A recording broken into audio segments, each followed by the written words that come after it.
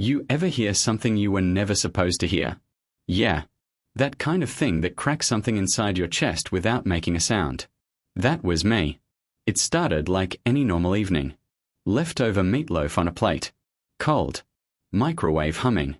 House quiet. Too quiet. When your wife is gone, quiet doesn't feel peaceful. It feels loud. I was scraping the last bite off the plate when my phone rang.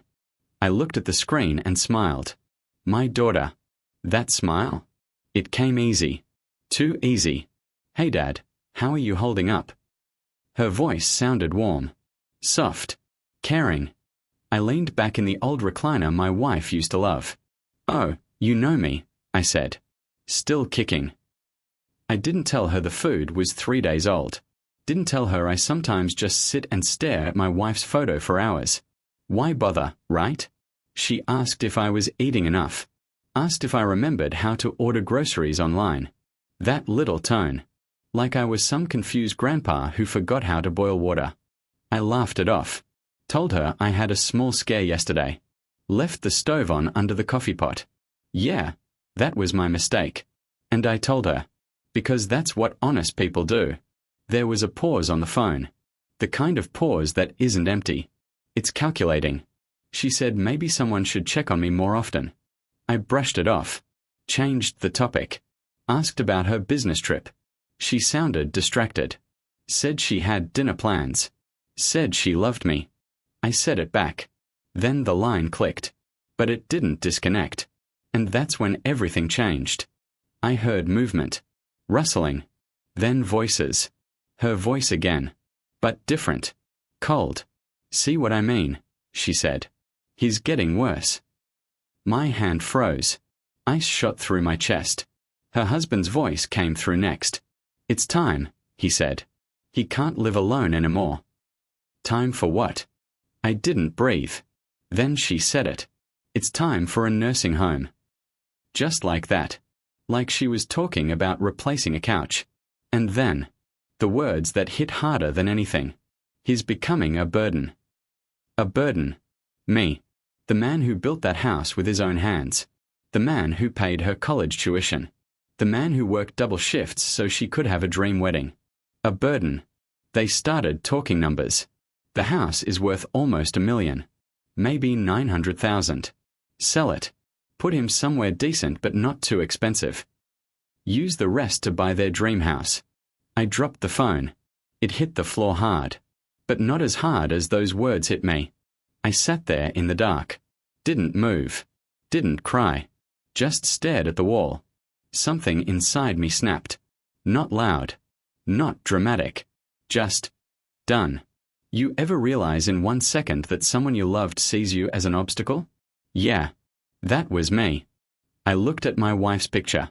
Her smile frozen in that silver frame. And I swear, I could hear her voice in my head.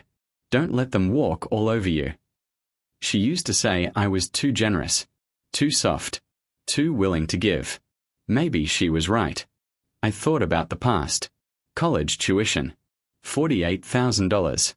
I worked weekends covered in dust and sweat. Didn't complain once. Her wedding. $30,000. She cried because she wanted it perfect.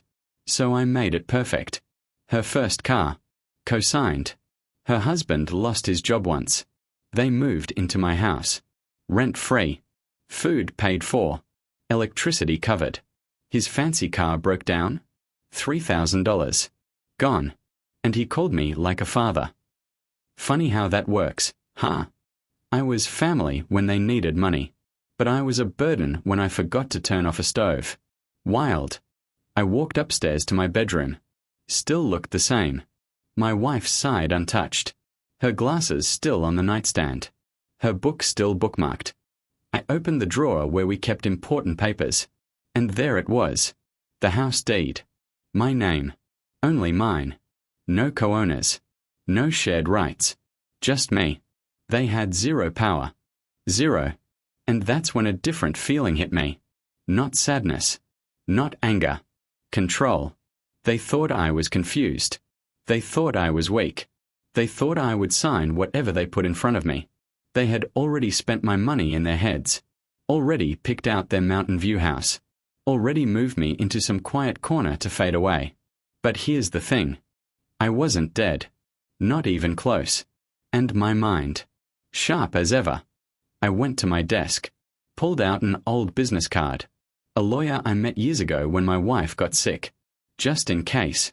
She always said, prepare for everything. Guess what? I dialed the number, and when the lawyer answered, my voice didn't shake. Not one bit. Because if they thought they were planning my ending, they had no idea I was about to flip the whole script. And trust me, this was just the beginning. But wait till you hear what I did next. They thought they had me figured out. But they forgot one thing: I built everything they were planning to steal.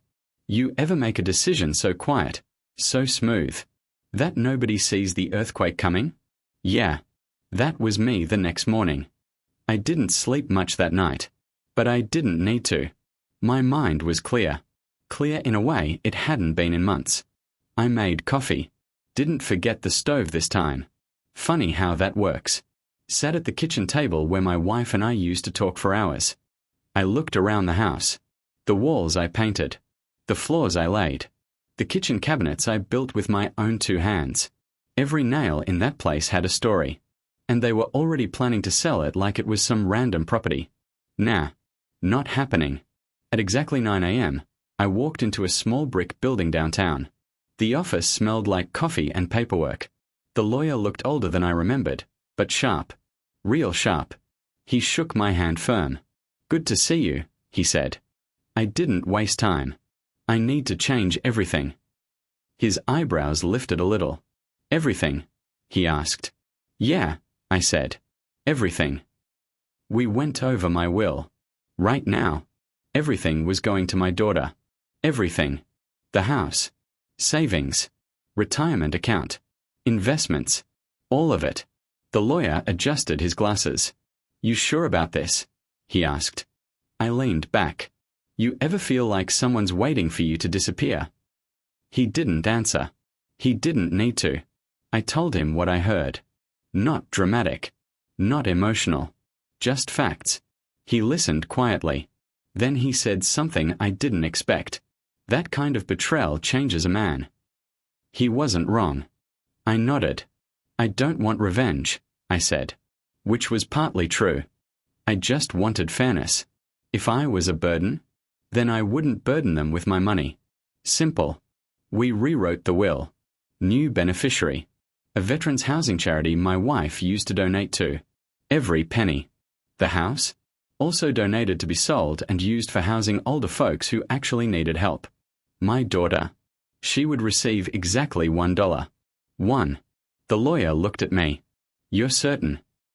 I smiled. Very. We notarized everything. Stamped. Filed. Locked in. He even suggested putting the house into a trust immediately so no one could pressure me later. Smart move. We did that too. By the time I walked out of that building, it was done. And nobody had a clue. You ever feel powerful without raising your voice? Yeah. That kind of power. That evening, my daughter called again. Her voice was extra sweet. Like syrup. Dad, I was thinking, maybe we should talk about your living situation. There it was. I pretended to sound tired. Oh. Just temporarily, she said quickly. You know, until things stabilize. Stabilize. Like I was some broken chair. Her husband chimed in on speaker. We just worry about your safety. Safety. Funny word. I let a small pause hang in the air. Then I said something simple. I've been thinking too. Silence. You're right, I said slowly. Maybe it's time to make some changes. I swear I could hear them sit up straighter. Excitement hiding behind fake concern. What kind of changes? She asked. Oh, financial stuff. House stuff. Paperwork. Dead silence. Then, that's good, Dad, she said carefully. We can help you with that. Help. Right. I almost laughed. Almost. I've already handled it, I said. Another pause. You handled it? Her husband asked. Yeah, I said casually. Met with a lawyer. That hit. You could feel it through the phone. Oh, she said. Her voice lost some of that syrup sweetness. What did you decide? She asked. I leaned back in my chair, looked at my wife's photo again. Just making sure everything's protected, I said. Protected. I didn't give details. Didn't need to. Let their imagination run wild. Because here's the thing. When greedy people don't know the outcome, they panic. And panic makes people sloppy. 3 days later, they showed up. Unannounced. She hugged me tight. Too tight. He gave me that firm handshake he thinks makes him look trustworthy. They walked around the house like real estate agents. Eyes scanning. Measuring. Calculating. I watched quietly. You learn a lot when you stop talking. We sat in the living room. She cleared her throat. So, about the paperwork. Here we go. What about it? I asked. Well, she said, we just want to make sure you're not making decisions under stress. Under stress. Like I wasn't capable. I nodded slowly. That's fair, I said. I actually thought the same thing. They relaxed a little. Hook, line, sinker. So I made sure everything was legally airtight, I continued. His jaw tightened. What exactly did you change? He asked. There it was. The real question. Not are you okay? Not how are you feeling? But what did you change? I looked at them both, long enough to make it uncomfortable. Then I said something calm. You'll find out when the time comes. Silence. Thick. Heavy. She blinked. What does that mean? It means, I said gently, you don't need to worry about being burdened. That word. I watched it hit her face. Like a slap she didn't expect. Her cheeks went pale. Dad, what are you talking about? I held her gaze. I heard everything. Boom. No yelling. No drama. Just truth. Her husband shifted in his seat. I think you misunderstood. No, I said calmly. I didn't. She started crying. Fast. Too fast. The kind of crying that comes from being caught. We were just worried, she said. Worried. Sure. I nodded slowly. I know, I said. And I meant it. They were worried. Worried about the house. Worried about the money. Worried about their dream view. But not worried about me. And that realization? It didn't hurt anymore. It clarified. And clarity is dangerous. Because when you see people clearly, you stop making excuses for them. They tried talking in circles for another hour. Explaining. Backtracking. Softening words. But you can't unring a bell. And they knew it. When they finally left, the house felt lighter. Quieter. But not lonely. Different. I walked upstairs again. Sat on the bed.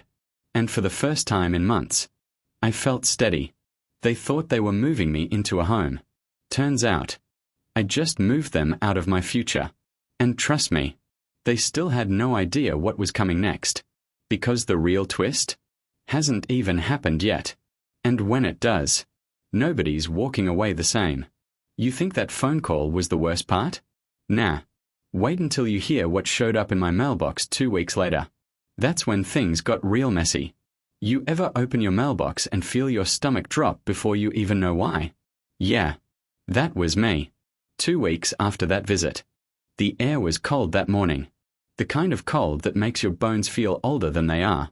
I shuffled down the driveway, slippers on, robe tied tight, not expecting anything special. Just bills.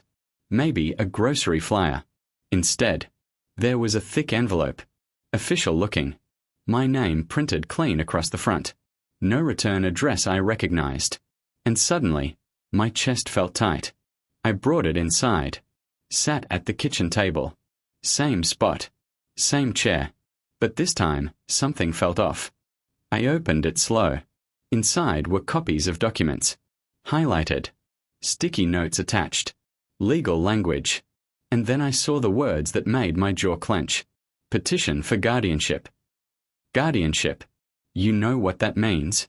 It means someone is trying to tell a court you can't take care of yourself. It means someone is trying to legally control your money. Your house. Your decisions. It means someone is trying to erase you while you're still alive. My hands didn't shake. But my heart. Oh, it was pounding. The petitioner names were blacked out in the copy I received. But I didn't need to guess. Come on. Who else would it be? There were concerns listed. Memory lapses. Unsafe living conditions. Cognitive decline. I laughed. Out loud. Cognitive decline. I had just set up a trust 2 weeks ago. I still balance my checkbook down to the penny. I beat half the neighborhood at chess every Sunday. But yeah. Sure. Declining. And then I saw the real move. They had listed my house value. My investments. My accounts. Detailed. That information doesn't just appear. Someone had been digging. Someone had been planning. And that someone thought they were slick. I leaned back in my chair and stared at the ceiling. You ever realize someone isn't just greedy? They are strategic? Yeah. That's a whole different level. They weren't just hoping I'd agree to move. They were trying to force it. Legally. Like I was some confused old man who wouldn't notice. Like I wouldn't fight back. Wrong move. Real wrong move. I picked up my phone. Dialed the lawyer again. He answered on the second ring. You got it too, didn't you? He asked. I blinked. You knew. He sighed. They contacted the court last week. I was notified because of the trust we set up. So they moved fast. Real fast. They're claiming diminished capacity, he continued. I felt heat rise in my chest. They're lying, I said. I know, he replied calmly. And we are going to prove it. See, here's what greedy people forget. If you're going to attack someone legally, you better be clean yourself. And they weren't. Not even close. The lawyer asked me a simple question. Have they ever pressured you about money in writing? I thought about it. Then I remembered. Texts. Emails. Little comments. Maybe it's time to simplify your finances. We can help manage things. You shouldn't stress about investments anymore. At the time, it sounded caring. Now, it sounded like groundwork. I forwarded everything. Every message. Every concern. The lawyer chuckled. This helps us, he said. How? I asked. Because this doesn't look like worry, he replied. It looks like intent. Intent. That word again. See, courts don't just look at what you say. They look at patterns. And the pattern wasn't pretty. He suggested something bold. A full independent medical evaluation. Cognitive testing. Memory tests. Psychological screening. All documented. I didn't hesitate. Book it, I said. If they wanted to play that game, let's play. I walked into that clinic like I was walking into a job interview. Head up. Back straight. The doctor was younger than my daughter. Polite. Professional. Asked me questions. Dates. Presidents. Math problems. Memory recall. Patterns. Logic puzzles. We talked about current events. Investments. Even technology. At one point he smiled. You're sharper than most people I see at your age, he said. I didn't brag. Just nodded. After 2 hours, he closed the file. There is no cognitive impairment here, he said clearly. Clear. Direct. On record. Music to my ears. He even added a note. Patient demonstrates above average executive function and financial comprehension. Above average. Remember that phrase. Because that phrase was about to blow their whole plan up. A week later, they invited me to dinner. Out of nowhere. Sudden kindness. Sudden warmth. I almost admired the consistency. I went. Of course I went. You don't skip a show when you know you're holding the script. They smiled too much. Asked too many soft questions. Her husband poured wine like he was hosting a business deal. Finally, she leaned in. Dad, we just want what's best for you. There it is again. Best. I set my glass down slowly. I agree, I said. They looked relieved. Then I continued. And that's why I completed a full cognitive evaluation. Fork froze midair. What? She whispered. Independent doctor. Full report. Perfect results. Silence. Thick enough to cut. And I've also retained legal representation, I added calmly. Her husband's face tightened. There's no need for that. Oh, I think there is, I said. Then I leaned forward slightly. You filed for guardianship. Boom. She went pale. He opened his mouth. Closed it. You didn't think I'd find out? I asked quietly. We were scared, she said quickly. Scared. That word again. You weren't scared, I replied. You were impatient. And that one hit. Because it was true. They weren't worried about my health. They were worried about timing. Timing of inheritance. Timing of assets. Timing of access. Wrong timing. Because now, the court had my medical report. The judge had my lawyer's response. And attached to that response, all their texts. All their pressure. All their suggestions. Suddenly, this wasn't about my decline. It was about their intent. And judges don't like that. Not one bit. I'll tell you this. Walking into court at my age? It's surreal. But I wasn't nervous. I was ready. They avoided eye contact. Her husband looked angry. She looked embarrassed. The judge reviewed everything. The petition. The evaluation. The communications. Then he asked me direct questions. About my finances.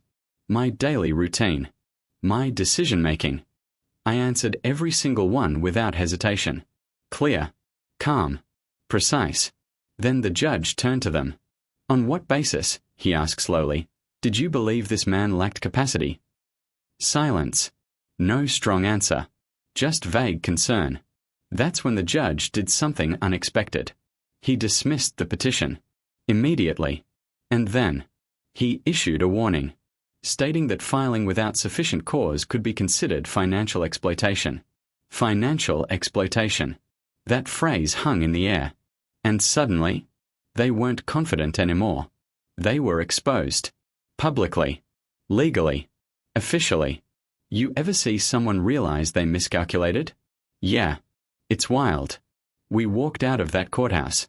And I didn't say a word. Didn't need to. Because they now understood something very clearly. I wasn't weak. I wasn't confused. And I sure as hell wasn't going quietly. But here's the twist. The court battle wasn't the part that broke them. What happened after?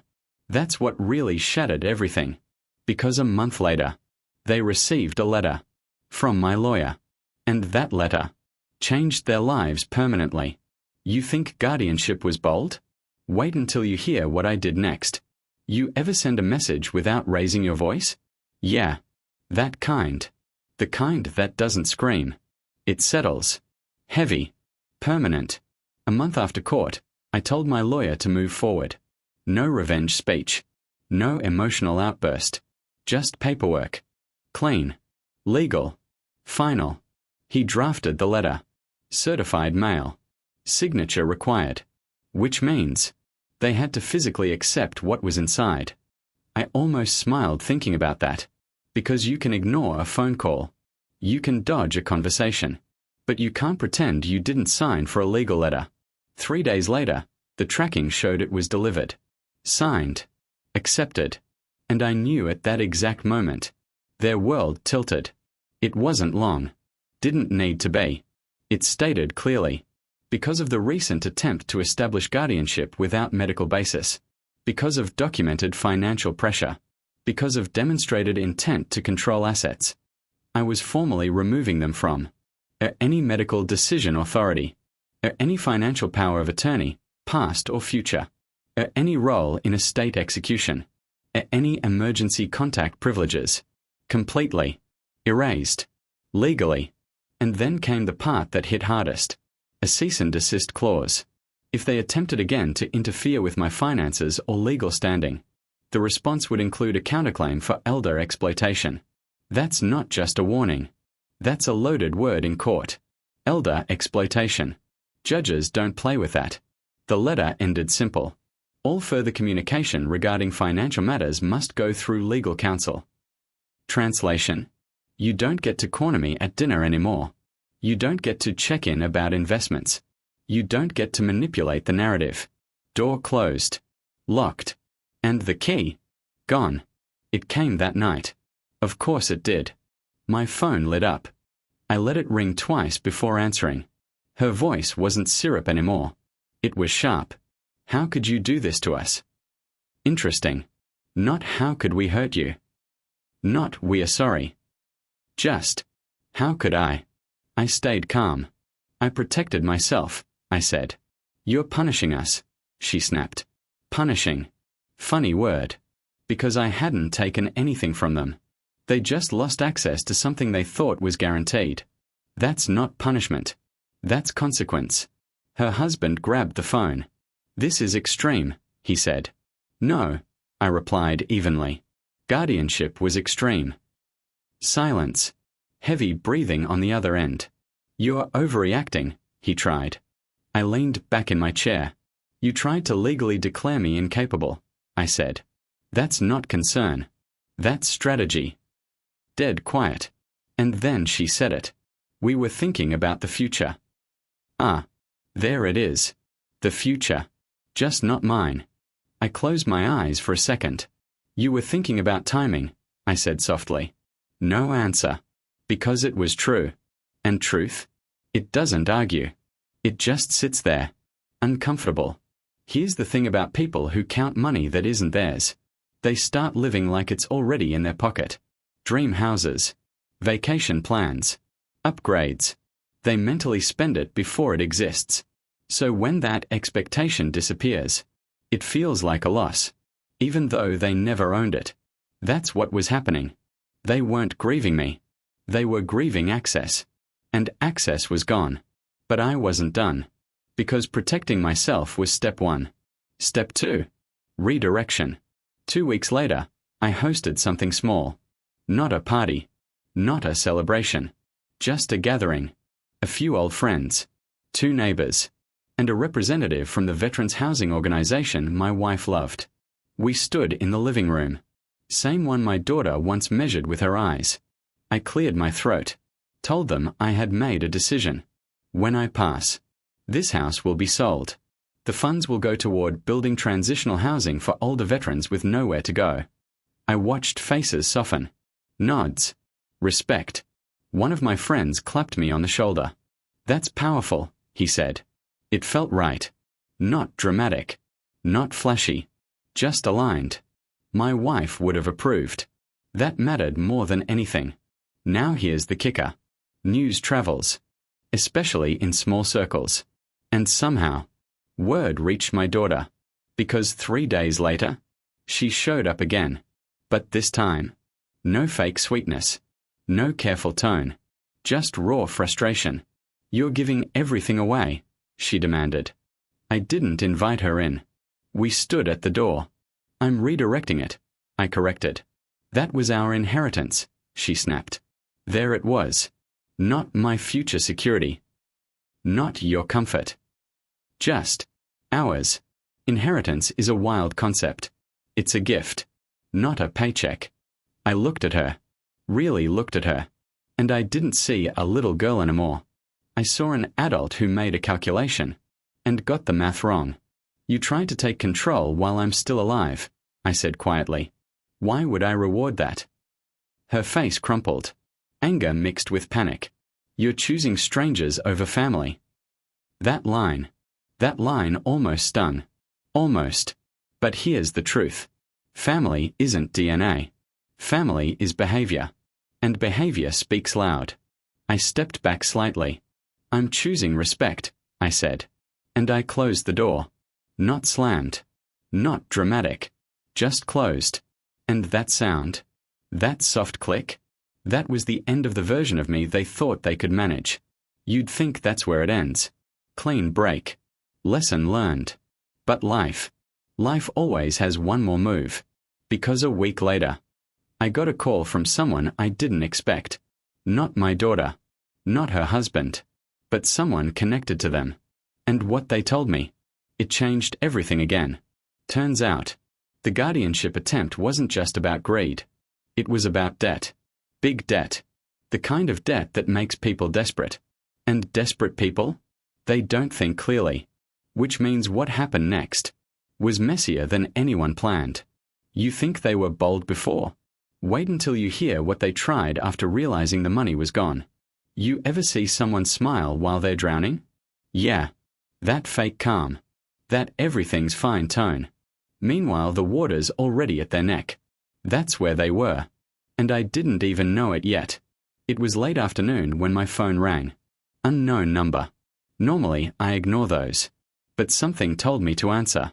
A woman's voice. Professional. Careful. She introduced herself as someone who worked with my son-in-law's former business partner. Former. That word caught my ear. She hesitated before speaking again. I don't know how much you're aware of, she said gently, but there are significant outstanding liabilities connected to him. Liabilities. Translation. Debt. Big debt. Apparently, a business deal went south months ago. Loans. Private investors. Money borrowed against future returns that never happened. And here's the real twist. They had been counting on a large family asset event. Let that sink in. A large family asset event. That's corporate language for me. They were banking on inheritance. Timing it. Planning around it. Expecting it. That's why the guardianship push was rushed. That's why the urgency felt sharp. They weren't just greedy. They were underwater. And they thought I was the lifeboat. Wild. Suddenly, everything made sense. The sudden interest in my finances. The pressure to simplify. The attempt to legally control things. They didn't just want comfort. They needed bailout money. And when the will changed, when the trust locked in, when court shut them down, their emergency exit disappeared. Which meant they were cornered. And cornered people? They panic. I thanked the woman for telling me. She said she felt I deserved to know. Apparently, my son-in-law had mentioned me in meetings. More than once. As future security. I laughed. Not because it was funny, but because it was insane. Future security. Like I was a savings bond. Like I wasn't even human. Just an asset with a heartbeat. 2 nights later, there was a knock at my door. Late. Too late for casual. I opened it. They both stood there. No smiles. No softness. Just tension. He looked exhausted. She looked anxious. Can we talk? She asked. I stepped outside instead of inviting them in. Boundaries matter. He spoke first. There are things happening, he said carefully. I stayed quiet. He continued. Business complications. Complications. That's a cute word for disaster. She jumped in. We didn't want to burden you with it. There's that word again. Burden. Funny how it keeps circling back. I folded my arms. What do you need? I asked directly. They exchanged a look. And then he said it. A short-term loan. There it is. Not guardianship. Not control. Just money. Raw and simple. How much? I asked. He hesitated. Then said a number that made me blink. 6 figures. 6 figures. For a temporary bridge. I stared at him. You tried to legally remove my independence, I said calmly. And now you're asking for loan. He stiffened. This isn't personal. Oh, it's not. You ever notice how the person asking for money always says it's not personal? But it's my money. So it's personal. She started crying again. Real tears this time. Not performance tears. Fear tears. We are going to lose everything, she whispered. That hit different. Not because of the money, but because I saw something shift in her. Not entitlement. Not arrogance. Just panic. And for a second, I saw my little girl again. Scared. Overwhelmed. But here's the hard truth. Love doesn't mean enabling. And consequences don't disappear because someone's uncomfortable. I took a slow breath. I'm not your solution, I said gently. He clenched his jaw. You're our family. Family. There it is again. Family when convenient. Legal stranger when profitable. I shook my head slightly. You gambled, I said. And you counted chips that weren't yours. Silence.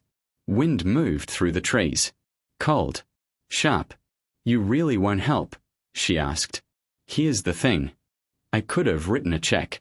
Technically. I had the liquidity. But money doesn't fix character. And it doesn't erase attempted exploitation. If I give you that, I said quietly, what lesson do you learn? No answer. Because they knew. They learned that manipulation eventually pays off. And I wasn't teaching that lesson. Not with my legacy. He snapped first. So you'd rather watch us fail? No. I'd rather watch you grow. But growth hurts. I didn't put you in this position, I said. You changed the will, he shot back. Ah. There it is.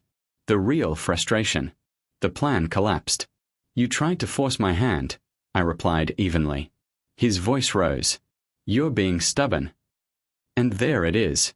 When control fails, they call you stubborn. When access is denied, they call you selfish. Labels don't change facts. I stepped back toward the door. This conversation is over, I said. She grabbed my sleeve lightly. Please. Just one word. Raw. And that's when something inside me shifted again. Not weakness. Not guilt. Perspective. Because this wasn't just about money anymore. This was about collapse. Their collapse. And maybe there was a way to help without handing over cash. But it wouldn't be what they expected. And it definitely wouldn't be easy. Because if they wanted rescue, it was going to come with terms. Serious terms. The kind that force reflection. The kind that rebuild character. Not comfort. So I looked at them both. And I said something that made them freeze. I won't give you money, I said slowly. But I might give you a way out. Their eyes locked on mine. Hope. Fear. Confusion. All mixed. And trust me, what I proposed next was nothing like what they had in mind. You think the court was intense? You think cutting them off was bold? Wait until you hear the condition I set. You ever offer someone help, but not the kind they were hoping for? Yeah, that kind of help that fixes the root, not the surface. That's what I was about to do. They were standing there in my driveway. Cold air. Red eyes. Pride barely hanging on. I won't give you money, I said again. But I might give you a way out. He looked suspicious. She looked desperate. What does that mean? She asked. I opened the door. This time, I invited them in. We sat at the kitchen table. Same table where everything started. Funny how life circles back like that. I folded my hands calmly. If I write a check, I began, you solve today's problem. They nodded quickly. But you don't solve the reason it happened. Silence. He shifted in his chair. So what are you saying?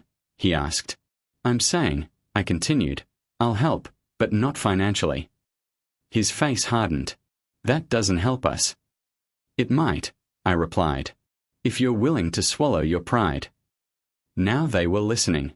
I told them I had contacts. People I'd worked with for decades. Business mentors. Accountants. Financial recovery specialists. People who deal with debt restructuring. Not shortcuts. Not bailouts. Real rebuilding. I'll make calls, I said. I'll open doors. I'll sit in meetings with you. She blinked. You'd do that? Yes, I said calmly. But there are conditions. Here it is. The part that matters. First, they withdraw any remaining legal motions immediately and sign a statement acknowledging the guardianship attempt was unjustified. On record. No grey area. Second, full financial transparency. No hidden accounts. No secrets. If I'm helping, I see everything. Third, they attend financial counseling, weekly, for 6 months. No excuses. Fourth, they apologize. Not a quick sorry. A real one. No blaming stress. No, we were scared. Ownership. Complete. The room went quiet. Heavy. He leaned back. That's humiliating, he muttered. I nodded. Growth usually is. She stared at the table. Tears falling again. But this time, they weren't angry tears. They were reflective. You could see it. The realization. This wasn't about money anymore. This was about character. And character doesn't get rebuilt comfortably. Minutes passed. No one spoke. Finally, she looked up at me. Not as an asset. Not as a solution. As her father. "We were wrong," she whispered. No defense. No justification. Just that. He didn't speak right away. Pride is louder in men sometimes. But eventually.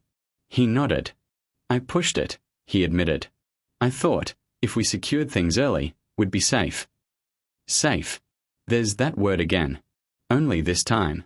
It sounded honest. I took a slow breath. "You tried to control what wasn't yours," I said gently. "That's not safety. That's fear. And fear makes people ugly."